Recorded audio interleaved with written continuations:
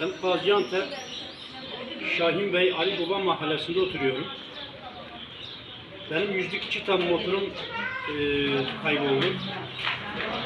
2022 6. ayın 16'sı. Saat 5:30 civarı motor duruyordu. 6'ya 10 geçe kalktığımda motor evin içerisinden çıkartılmış olarak gördüm. Yetkililer tabii bu semtlerde hırsızlık olayları bayağı çoğaldı. Yetkililer bu konuya el atmalarını istiyorum ve bundan dolayı da basına vereceğim.